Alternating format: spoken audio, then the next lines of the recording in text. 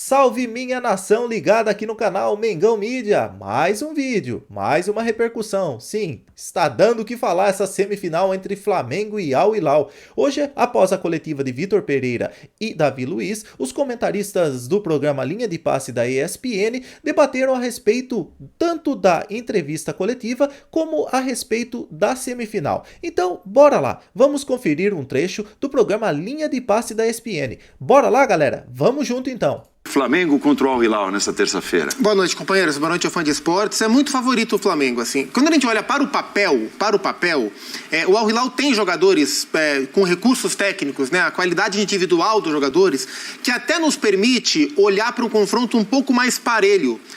Um time que tem Marega, Igalo, Michael, Cuejar, Aldassari, Vieto, poderia ter o Carrilho que se machucou, poderia ter o Cano que está suspenso, o Cano com K, né, que está suspenso, não o que faz o L. São bons jogadores. Então, no papel, o Al Hilal tem um bom time de futebol. Só que, assim, eu acho que vai muito do contexto, né? Porque é um time que está muito acostumado a ser dominante no seu cenário, não só no seu país, é o maior campeão da Champions League da Ásia, com 4 conquistas. Então, e nesse contexto de futebol, é um time que se impõe, mas acho que especialmente pelo jogo de sábado, que a gente está vendo aí, o jogo contra o Wydad Casablanca, me chamou muito a atenção o giro mais baixo da equipe, a intensidade mais baixa. E isso contra o Flamengo, que já é um time tecnicamente bem superior ao Al Hilal, é fatal, assim. Então, e aí eu acho que tem muito do contexto. E aí a gente ouve, conversa com jogadores, com técnicos que trabalham ou trabalharam no futebol árabe, e eles sempre citam que a intensidade de treinamento é muito mais baixa, a dos jogos é muito mais baixa. E eu esperava que o Al Hilal tentasse compensar isso contra o Wydad Casablanca de alguma forma. E eu não vi, eu me decepcionei com o nível de jogo do Al Hilal contra o Wydad Casablanca. Então, se não mudar radicalmente a sua postura competitiva, vai ser muito difícil competir com o Flamengo. Assim, acho que a distância entre o Flamengo e o Al Hilal hoje, tecnicamente e competitivamente, mesmo o Flamengo não sendo o exemplo de competitividade no futebol brasileiro, por uma questão de característica, para mim dita o favoritismo desse jogo. É uma vantagem que eu enxergo como grande que o Flamengo tem para o jogo de amanhã. Por aí, Léo. Bem-vindo. Tudo bem, Paulo? Boa noite, oficialmente agora, companheiros, fã de esportes. Quando você pisa no campo, você está correndo risco, né? Qualquer que seja o jogo, né? A gente já viu grandes surpresas, especialmente quando a gente fala em Mundial de Clubes. Mas eu tô muito na linha do que pensa o Zupac, assim, sábado eu liguei para ver o jogo, pensando assim, cara, o Wydad pode ganhar na pressão, com a torcida, mas na verdade ele chegou muito perto de ganhar porque jogou melhor, foi o time mais organizado em campo. O árbitro não deixou. Sem querer não deixou. Mas... Eu daria o pênalti. Eu acho que absurdo. Eu acho que o pênalti foi bem marcado. Mas de qualquer maneira, se fosse uma luta de boxe para ser avaliada nos pontos, o Al Hilal não ganharia, né? O Wydad seria o time mais merecedor assim do resultado. E definitivamente não era o time com os melhores jogadores em campo. O Zupac citou os nomes e acho que no papel, o Igalo é um jogador que outro dia o Manchester United buscou para uma emergência ali para jogar na Premier League, né? O Marega meteu gols importantes pelo Porto, Champions League, né? O Michael foi um dos jogadores mais importantes do Flamengo até ser vendido. Então nós não estamos falando de jogadores quaisquer, né? O Cuellar também é outro que o Rubro Negro conhece muito bem. Então são caras que todos eles já jogaram jogos importantes, nos melhores palcos, nos maiores cenários, e ter o Flamengo do outro lado não os assusta. Mas coletivamente é um time que me gera muitas dúvidas e vem de 120 minutos, né? Então a gente vai entrar mais pra frente no tema formato, que acho que é bem discutível também, mas vir de 120 minutos é um outro ponto que pesa contra. Então acho que tudo isso me faz acreditar que, assim, o Flamengo no seu melhor é um jogo que ele deve vencer sem dificuldade. Se o Flamengo não tiver no seu melhor, ele pode se complicar. Tem que jogar. Mas se o Flamengo jogar o seu melhor, não é um jogo pra sofrer. Isso posto, Paulo Calçade, dá pra gente imaginar o Flamengo tomando a iniciativa, dominando o jogo, ficando mais com a bola, quem sabe até se adiantando um pouco mais, pressionando a saída de bola do Al Hilal? O Paulo, companheiros, boa noite para você que nos assiste. Eu não vejo outra forma de jogar para esta constituição do Flamengo, né?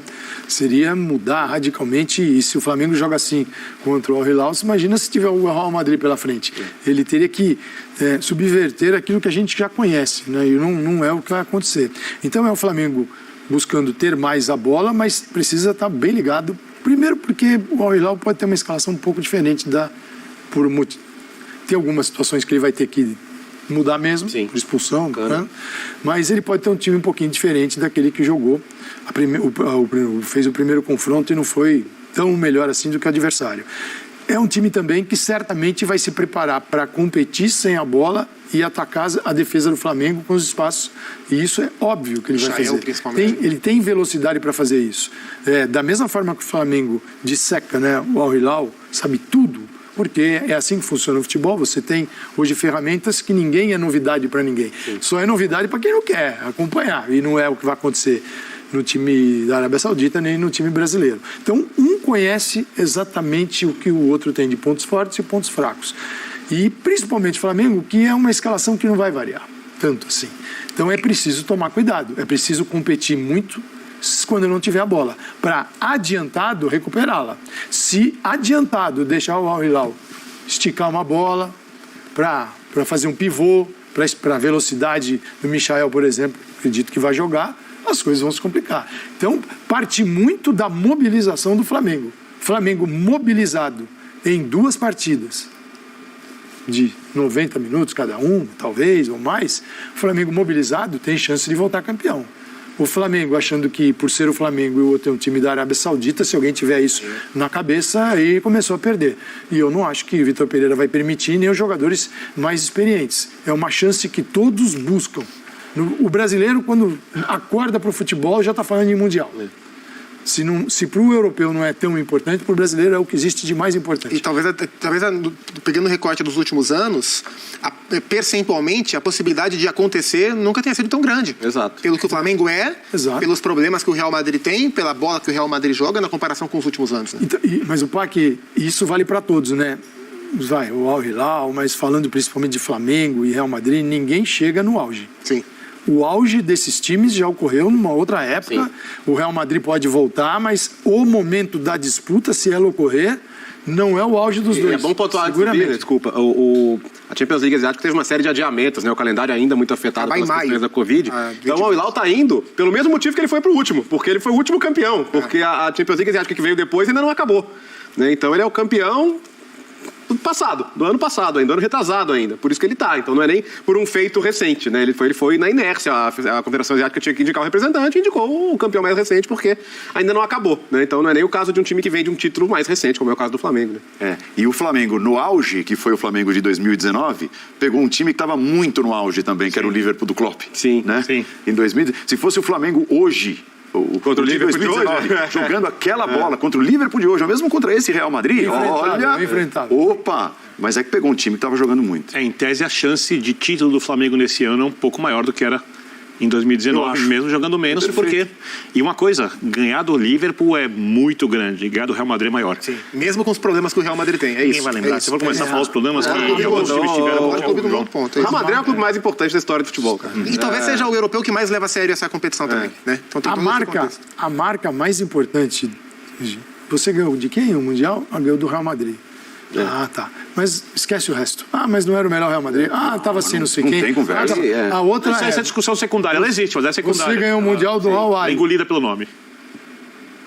Então. Aí... Já machuca um pouquinho. Já machuca um pouquinho, né? Agora, eu... Não é machuca. Você tem que torcer pro outro lado e passar o Real Madrid. A minha dúvida é muito mais a respeito do que o Flamengo vai produzir.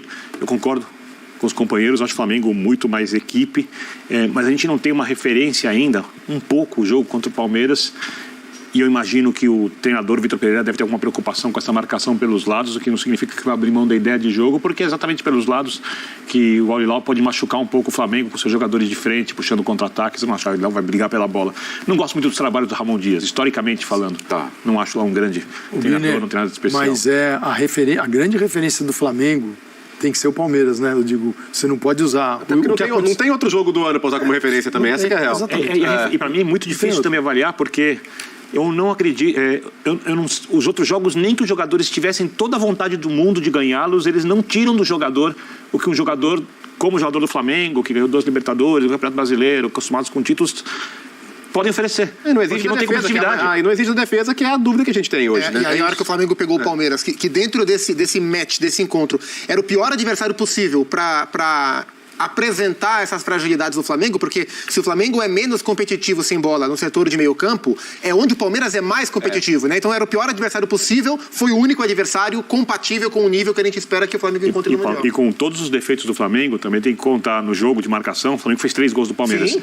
Vamos esperar terminar a temporada, vamos ver quantos times vão fazer 3 jogos no Palmeiras com o time principal. Não, o Flamengo em não jogos jogou grandes. mal contra o Palmeiras. Acho que o Flamengo expôs as suas fragilidades, mas fez um jogo aceitável, fez um bom jogo. Então, eu imagino que os jogadores mais inteiros na partida, mentalmente, do jeito natural, não por omissão nos outros jogos, eles tendem a cumprir um pouco mais a parte coletiva, a fecharem melhor os espaços, porque o treinador é um cara que sabe orientá-los, deve ter mostrado vídeos, deve ter posicionado melhor os jogadores, não dá para imaginar um time ainda pronto, porque o trabalho é muito novo, mas dá para imaginar uma equipe mais consistente. Então, se o jogo não pesar, porque a semifinal pesa bastante para as equipes brasileiras, porque elas entram como favoritas. Cada vez mais pesa.